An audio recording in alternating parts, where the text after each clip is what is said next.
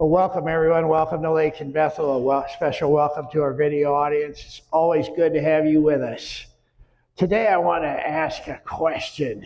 Do you ever have to go to something that you just don't want to go to? You know, meetings or something or whatever.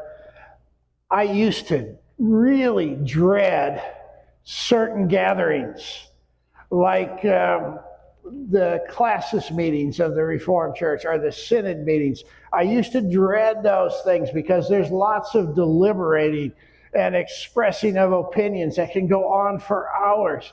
Now, we have those meetings because when we split from the Catholic Church back in the 1500s, one of the things that us Reformed and Presbyterian Protestants did not want was a bishop telling us what to do. So we don't have a bishop. Instead, we get together as a classis and make those decisions kind of like a corporate bishop. And it gets really messy at times and really time consuming. You get all these different egos at the microphones. Some people are trying to prove how wonderful they are. And it just drove me crazy. I wasn't very good at going to those things. Now, of course, John Wilkie was perfect for that. Now, any of you who've been to those meetings know that they can be a little on the taxing side.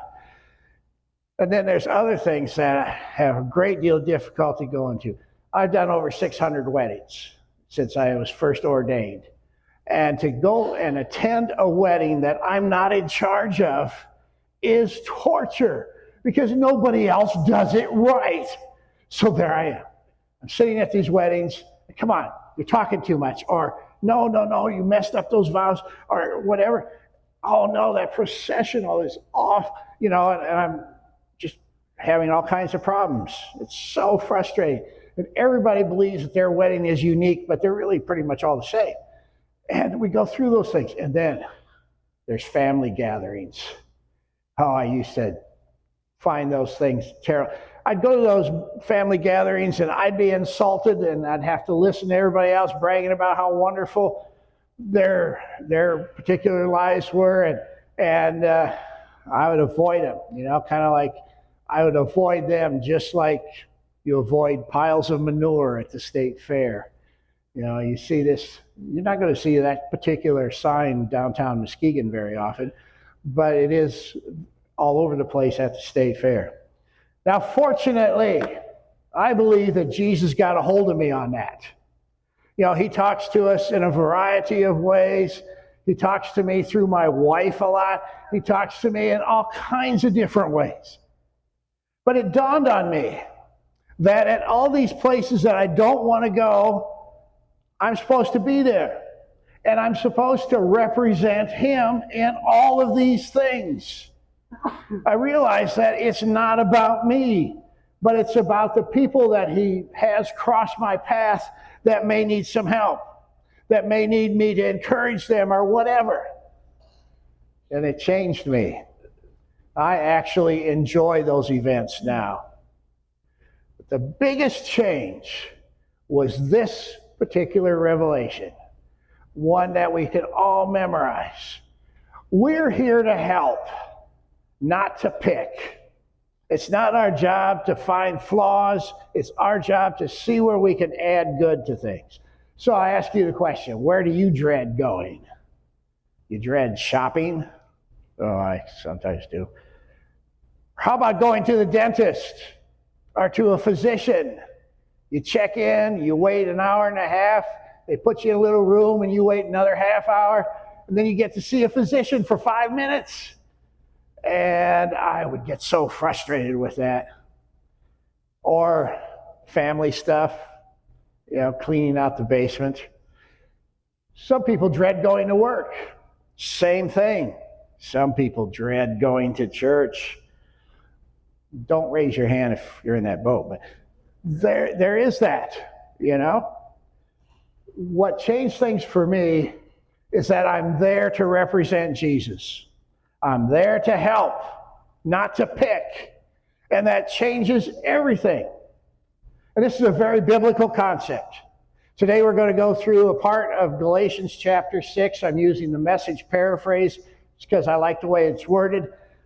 but it has some things. So I hope that this passage kind of runs right through you and has an effect on you. It starts like this. Live creatively, friends.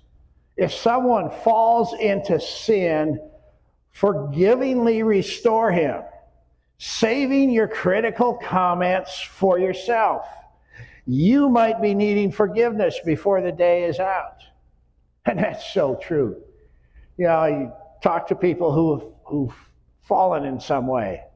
Maybe it's an addiction to alcohol or drugs or something else, and folks have fallen off the wagon. But that's not as insidious. I believe that those addictions are not as bad as a much more common addiction that we have of being addicted to slander and gossip. And I think that does more harm than these other addictions do. Gossip and slander is one of the most insidious addictions that we have in our communities. And people fall into it from time to time. And then there's the classic thing of having affairs.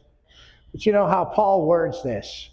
He says if someone falls into sin or slips into sin, he has a special Greek word that he uses, and I'm hopefully pronouncing it right. It's paraptoma. And paraptoma is kind of a cool word. It means to slip. Now, there wasn't a lot of ice where these folks lived, where this was written, in Rome. But there's still that, they probably referred to slipping on mud or something like that. You all have experience in Michigan here of slipping on ice. You could clean your sidewalk and your driveway off, and the next morning there's a sheet of ice on it. I sometimes watch my neighbors just for entertainment when that happens, because they'll step outside and your feet go south and the rest of you goes north. And then the first thing they do is they get up and look around and make sure that no one has seen it. But I'm watching. But that's what this word talks about, is when you slip and fall. Just like what happens to all of us on icy sidewalks. Here's what Paul says when that happens.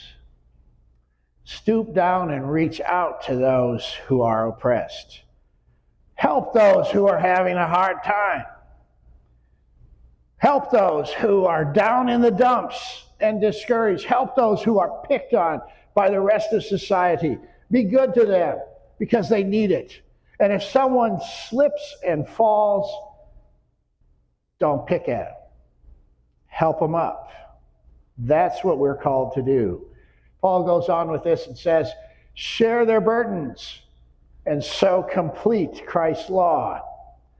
And share their burdens, it means exactly what it says. Help them out. The original language alludes to a Roman soldier's backpack. And they were about 60 pounds. Now, can you just try to imagine that?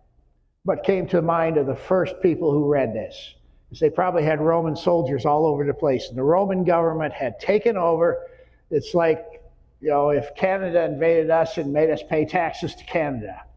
So they were not popular. But these were the guys that he alludes to here. Bear each other's burdens, share each other's burdens. This completes Christ's law. And that law is what Jesus said, Matthew 7, verse 12. Treat others the way you want to be treated. The entire Bible. This is what the entire Bible is all about. And then Paul goes on, because sometimes we think, well, I don't want to get involved with people like that. This is what he says. If you think you are too good for that, you are badly deceived. See, it's not your job to pick. It's your job to help. And you're not too good to offer help to those who need it. And there's lots of folks who need it. So Paul goes on with this. He says, make a careful exploration of who you are and the work that you've been given. And then sink yourself into that. Explore your strengths. Now, folks, I should not be left unsupervised with power tools. I don't do good with that. I never have, never will. It's amazing I have all my fingers to this day. I can't hit a nail into a piece of wood straight, I've seen those nail guns, and I think they'd be kind of fascinating, but I'm afraid I would use them to, euthanize chipmunks or something. But I'm not any good at any of that kind of work. But I can teach fairly well. I can pray for people, and I can counsel somewhat. See, we have to figure out what we're good at and then sink ourselves into that. Use what you have to help people. And then he says this: don't be impressed with yourself. Literally, don't get a big head. That means that we're all equal at the foot of the cross. See, what happens, folks, is because of what Jesus has done, you're okay. Because of what Jesus has done, your sins are forgiven. There's nothing that can change that. You're in. You're okay. So what matters now is what you do with the rest of it. Things are okay between you and God. That's been settled. Jesus declares it. But you're not better than the person you're next to. You're not better than the person even that you try to avoid. And then he goes on with this. He's got lots of really good advice here. He says, don't compare yourself with others, which is a major theme of the New Testament. Don't compare, because when you compare, it makes you feel inferior. And comparing makes you find fault with other people. You go around saying, well, at least I'm not as bad as him. I get that all the time. I ask people if they're usually at a point in their lives where they're not doing so good, and I say, are you ready to go? And I say, oh yeah, I know I'm going to heaven because I'm not as bad as such and such. And it's always, well, at least I'm not as bad as Stalin or Hitler or somebody like that. Well, folks, get this. God doesn't grade on a curve. It's strictly pass-fail. And because of what Jesus has done for you, because you trust him to save you, you're in, and that doesn't change. And so comparing yourself then to other people can only make you feel inferior. It only makes you find fault with other people. It only makes you pick at other people. So instead, stop comparing and ask yourself how you can help. Stay in your own lane. Now, we went to Des Moines last week. It's fun. Everybody here should go to the Iowa State Fair at least once. Right, Heather? Heather had a great time there. They had a flood one of the days she was there, and she was, knee-deep in goat droppings. And it was quite exciting to see. Kim Scott, you've been there too. You should go there at least once in a lifetime. Or twice, yes. Go again. But normally I can get to Des Moines in about 8.5 hours. It took 11.5 hours this time. Now, I use Apple Maps, and I trust them. I trust that the computer is smarter than me. But there was construction, and then a nasty storm came through. So it routed us through Rockford, Illinois, and all these other places. And we got back on 80 in this one particular part of 80. There's 6 lanes going one direction, and they were all standing still. And I said, I'm just going to stay in my lane and wait my turn and get through this thing. The air conditioning's working fine, and we had Diane's car, so it didn't smell bad, and it was a good time. Now, with me, I don't know what it is, but whatever lane I pick, the other lanes are always going faster. And I would, kind of not like that. That's where Paul says, don't compare yourselves to others. It's not something you ought to do. And so I stayed in my lane. It just took an extra 3 hours, but oh well. We got there safe and without any dents in the car, and very little profanity in the car. So that was good. I couldn't control it all because, Diane was with me. But you know how it goes. That's kind of how that works. Now, he continues this thought. He says this: each of you must take responsibility for doing the creative best you can with your own life. It's true, you're here to help, not to pick. So find creative ways to do that. Think of examples of how other people have done that. When I go to General Synod, I notice that there's always two kinds of people there. There's people, well, what they do, just to back up a bit, they have microphones sitting in the audience area, and you can, microphone two, what do you have to say? That sort of thing. And there's some people who go to those microphones who want to show off. They want to dazzle you with their brilliance. And there's other people who are there because they want to serve. They want to serve the church and they want to serve God. And you can tell the difference right away. I want all of you to be the ones who are there because you want to serve. You're here to help, not to pick. And that is the most important revelation that I've gotten from this part of Galatians, and it affects my life. We need to transition from being self-serving to Christ-serving, to make it a better day for those whose paths we cross.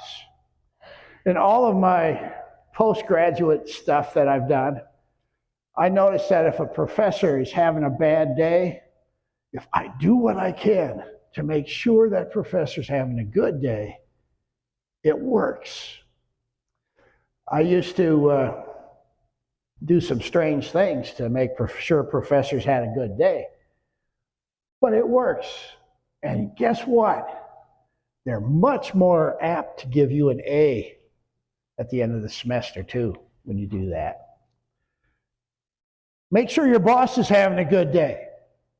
I've done that somewhat for years. Now I'm the boss. But what happened was when I was working for UPS, my boss's boss seemed to have a bad day all the time.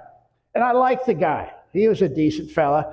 And we exchanged ethnic humor from time to time, which made my colleagues in the rank and file of the Teamsters a little bit unhappy. But I liked to fraternize with this guy. It was kind of fun because, he would call me a Hollander and I'd call him a Polak. It was inappropriate, I know, but it was 40 years ago. And we would tell each other jokes all the time. One particular morning, I noticed he was in a bad mood because he had thrown a clipboard up against the window of his office. So I walked in, in my UPS Browns, and I said to him, "Walt, do you know what a Polish disco is?" He said, "No, I've never heard of Polish disco." Discos were popular at that particular time. He said, "It's just like Dutch disco." He goes, "Oh." So, "Yeah, you want me to teach it to you?" "No." I said, "Well, I'm going to teach it to you anyway. Here's how it works. Disco here, then disco's there." And it worked. He laughed too. And I think he had a better day because of it. That's Dutch disco. All right. That's not that funny, Matt. But anyway, that's what we did. You can make your pastor have a better day too just by showing up, by being encouraging, by being generous, by being willing to serve. And we certainly have lots of opportunities for that, and more are coming. You can make your church a better place. Think of your church as not what you can get out of it all the time. "Oh, I'm just not getting anything out of it." Don't think that way. Think about what you can do to make it a better place, what you can give, how to make it better, how to make God's vision for the church a practical reality, and then it will work. You can do this with your families, too. What can you do to make things better for your parents? What can you do to make things better for your spouse? What can you do to make things better for your kids? Remember, you're here to help, not to pick. Some of us who've been around here a long time remember Ken Dexter. Ken and I had lots of talks, and he had a huge struggle with cancer at the end, and I was privileged to get to know him quite well. But he talked to me about work, because he had worked for Shaw Walker for a lot of years. And he said, when I started out there, I hated it because I was working just for a paycheck. That's the only reason. He said, when I changed my tune and started working for the betterment of the company, all of a sudden it wasn't work anymore. He didn't dread going in. He actually enjoyed it. He said it was much better. It's a simple fact. We're called to help, not to pick. And that plays out in all relationships. Now, imagine the impact we'd have if we practice this all the time. I try to, but sometimes I fall flat on my face with it. Somebody comes to your door that you don't want to talk to. Oh, here comes so-and-so. Oh, no. Somebody you're not particularly fond of and you want to hide, or you want to have your kids answer the door and tell them you're not there, or whatever. Because you feel like you have to entertain this person and it won't be fun. But if you change your attitude to helping instead of picking, everything changes. And when people get to know your agenda, that you're there to help, they're going to look forward to seeing you. And you're going to enjoy your life more, and you're going to enjoy people more. And I can tell you from personal experience that really works. And people will be amazed by you. And in doing so, as Paul teaches us, you are fulfilling the law of Christ. This, as I said a few weeks ago, this unpublished translation of the Bible, this unpublished paraphrase called the SBV, the Sherwin Branson version. This is my paraphrase of Matthew 7:12. Treat others the way you want to be treated. That's what the Bible's all about. And when we do that, we have the heart of the gospel within us. Would you pray with me, please? Lord, we come before you as a people who've always fallen flat on our faces, yet you extend a hand to pick us up. It's our desire now to report for duty, to be the people that doesn't pick, but rather a people that helps. Give us the strength and wisdom to do that. Amen. Now to our video audience, as always, thanks for listening. We'll see you next week.